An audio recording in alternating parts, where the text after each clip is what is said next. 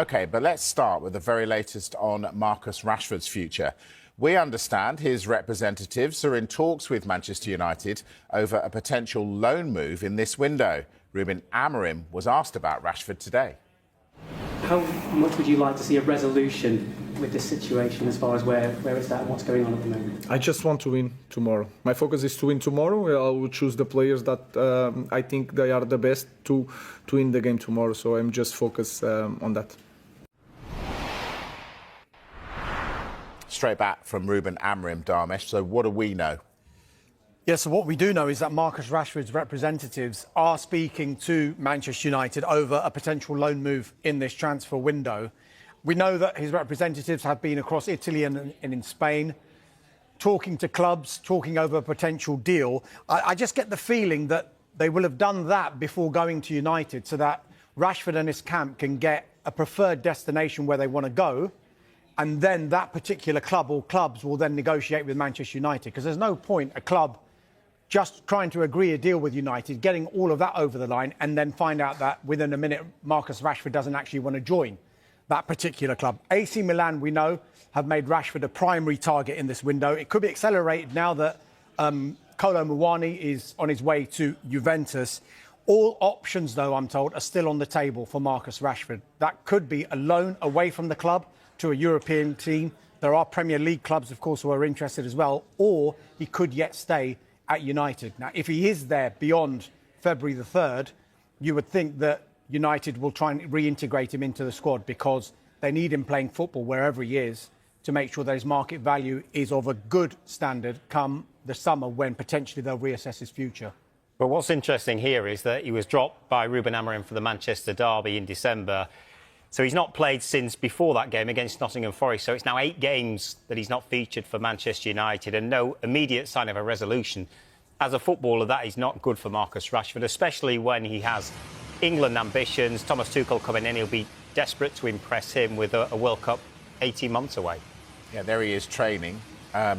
Fraser, is this a sad end to what should have been a glorious career at Manchester United? Yeah, it is. You know, as a Man United fan myself, you always want to see the youth, as they've done over the past, come through and do really well for the first team, and he has done that. But you know, at the minute he's fallen out of favour with the manager, or he's fell out of love with the game, or whatever it is. He's not producing what we have been seeing in the previous seasons, and it's caused him to get left out of the team. So it'd be great come 1st of Feb to have a definite plan, whether that means he goes out on loan or he just knuckles down and starts playing some football and showing us how good he is, because he's an unbelievable talent. It's just not happening for him. Is there an added pressure when you come through the ranks at Manchester United? I think it is, yeah, because it means that little bit more to you. You know, he's from the local area. You know, all his friends and family probably all majority Man United fans, and you know, he'll want to do well for his team. For whatever reason, it's just not happening for him, and you know, sometimes it's best to just go play somewhere else if you can't get over that. Do you think that's what he needs? He needs to go? I think maybe he needs a change of scenery. I was hoping that the new manager would come in and it would give him a new lease of life, and he would kick on from 2 seasons ago when he scored the 30 goals or whatever, and that would what he's need. But you know, the new manager's come in and that's not happened, so something has to change. Is there an element of, we saw Erik ten Hag make a statement about Cristiano Ronaldo when he wanted to get him out of the club. Yeah. Is there a parallel to be drawn here with Ruben Amorim and Marcus Rashford, and almost a message to the rest of the squad? It doesn't matter who you are, it's going to be my way now. Maybe there's an undertone of that, but it feels a bit that Ten Hag Ronaldo felt a bit more hostile than this. You know, Rashford came out and said, you know, whatever happens, you know, we're leaving on good terms. So hopefully that's the theme for it all. And you know, if he does go, it's in good spirits. But if he stays, you know, he'll get a revival, and we'll see a better performances from him. You're a United fan. What do you think? Do they need to strengthen in this window? I really don't like the January transfer window. You know, it seems like people just panic buy a little bit. But United, for me, the left-back situation is, you know, they've not had a Luke Shaw, a brilliant player, but he's not been fit for as long as we need him for. So it's, you know, I think that would be the area that I'd probably be looking at. But you know, give the manager time with the current players that he's got, and see where that takes him. Manchester United in ongoing talks over the future of Antony. Real Betis, one of the clubs interested in him. Is he one of the players that they need to move on in this transfer window? Again, I don't really like January moving on, but if he wants to go out and play some more football, get back to the Antony that we saw at Ajax, because we've seen little glimpses of it over his time at United, but just not consistent. Could he still have a future if he were to go out, do well somewhere else and come back? Well, I think he's a good player. He's relatively young. He's got the talent. It's not worked for him as of yet. So, you know, I wouldn't suggest selling him in January. I prefer maybe a loan to get more minutes under his belt. All right, we're going to start, though, with the latest on Marcus Rashford's future. Now, we understand his representatives are in talks with Manchester United over a potential loan move in this window. Ruben Amorim was asked about Rashford today. How much would you like to see a resolution with this situation as far as where it's at and what's going on at the moment? I just want to win tomorrow. My focus is to win tomorrow. I will choose the players that I think they are the best to win the game tomorrow. So I'm just focused on that. So exactly what we expect from Ruben Amorim, not a lot. What can you tell us, Dharmesh? Yeah, as you mentioned at the top there, Marcus Rashford's representatives are talking to Manchester United over a potential loan move in this transfer window. Now, Rashford's camp, you'll remember, we've been reporting throughout this transfer window, we've been speaking to clubs in Italy and in Spain, and I think the feeling is that they want to get a preferred destination for Rashford, first of all, before then those clubs going to Manchester United to engage and explore the conditions of a deal. Because there's no point in a club going to Manchester United, completely agreeing a deal with them, and then a minute later Rashford saying, actually, I don't actually want to go there. So get that bit out of the way first so that time is saved in what is becoming a little bit of a saga now. We're over halfway through this transfer window and still Rashford is still waiting to find out where he's going to go. AC Milan, we do know, have made Rashford a top target in this transfer window. That could be accelerated now that Kolo Muani has chosen to go to Juventus. Remember, Muani, not only a target at one point for Manchester United, but a target for AC Milan as well. With regard to Marcus Rashford, all options remain on the table. So he could leave, but he could yet stay at Manchester United for the remainder of this season, and then they'll reassess in the summer. I think what's interesting here is the fact that he was left out by Ruben Amorim before the Manchester derby. So he's actually not played for Manchester United since early December, the game against Nottingham Forest. So 8 games where he's not been involved. That's a long time as a professional footballer to not be playing football. We've still got no sign of an immediate resolution. So all the time he's missing games. Long-term ambition as well for Marcus Rashford will be to force Thomas Tuchel's hand and get back into the England squad. So this situation isn't great for him either, and I'm sure all parties would like it resolved sooner rather than later. One thing I'd add to that, if Rashford doesn't go and he stays at Manchester United beyond February the 3rd and deadline day, there's every expectation, and it will probably be forced upon United and Ruben Amorim to try and reintegrate him back into the squad and get him playing, because if he isn't playing and they want to sell him in the summer, his value is not going to be great. So it's in Manchester United's interest that Marcus Rashford is playing football until the end of the season, preferably at a club abroad or maybe even United themselves. Jadon Sancho Mark II. Listen, if he does go, Dharmesh, surely they're going to need to get someone in, or are they?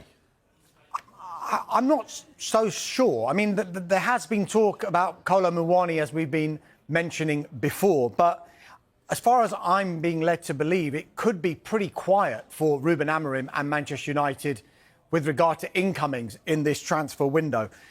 The plan, I think, is for Ruben Amorim to really shape his squad in the summer, because that's what most clubs do. They focus on a summer transfer window. And if you think back to when Ruben Amorim came to the club, he wanted to come in the summer. He wanted to finish off the season at Sporting Lisbon. But United, some would say to their credit, well, actually, this is a now or never situation.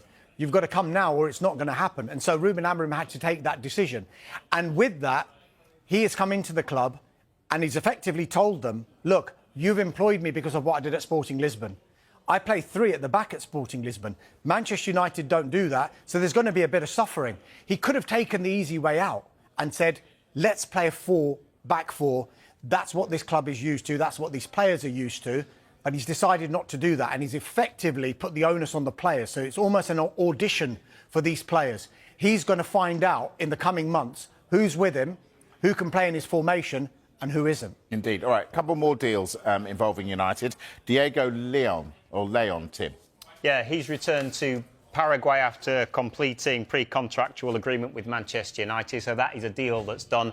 He'll join in the summer, a deal worth up to £7 million. He's yet to turn 18. He won't be 18 until April. So one for the future, but a very athletic player, left-sided player, and one that might fit into Ruben Amorim's formation moving forward. And one who might not fit into Ruben Amorim's formation, Antony. What's the latest on him? Yeah, I mean, it's a similar situation with Marcus Rashford, in the sense that I'm sure that Ruben Amorim would like to get some of these issues sorted now, because you mentioned the summer. He could have issues resolving the future of Rashford, Antony, etc. in the summer if they don't get sorted in this transfer window. But talks are ongoing with Real Betis. They are looking to bring him in. They've just sold one of their wingers to Como, so there is a space there. United would prefer to get him out in this window. A loan looks the most likely way of doing that, but talks are ongoing, and it remains to be seen whether an agreement can be made. OK, we covered United. There's a mouth-watering... AC Milan are waiting for a response from Marcus Rashford regarding their offer, and from there the January window could spring into life. According to La Gazzetta dello Sport, Milan are facing a crossroads whereby each avenue has advantages and disadvantages. It remains to understand which direction to go, but we do know a couple of certainties already. The first, Milan have made an attacking signing the priority, so they are waiting for Rashford and Manchester United, knowing that finding a three-way agreement is not easy at all. The second, Kyle Walker would be happy to join the Rossoneri, and he too is waiting. The Rashford road with Rashford, Milan would have an extra striker and a left winger, who can also play in other positions. If the Cagliari match suggested that Milan struggle against deep blocks, the Englishman could provide an added bit of inspiration. With his arrival, the slots for non-EU and British players would be used up, so they would have to find the defender they are looking for elsewhere. Sergio Conceição would become even more important because the big enigma with Rashford concerns his attitude and application. It would be a big challenge for the coach, and one that he has to get right, because signing the 27-year-old would mean raising the wage bill quite a bit, and even then they have to convince the player and United to contribute significantly. Walker is more than a plan B. He has won the Champions League, the Club World Cup, 6 Premier Leagues, and yet would gladly come to Milan.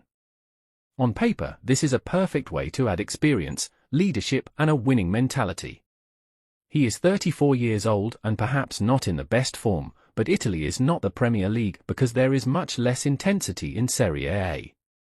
Not only that, but Walker has still played 15 league games and 2 Champions League games this season, so he is far from useless. With him, Milan would not solve their attacking problems. For that, they would have to look elsewhere, but they would have a new starting right-back and at the same time a useful alternative for the centre-backs. Milan will decide soon, after the answers from Manchester.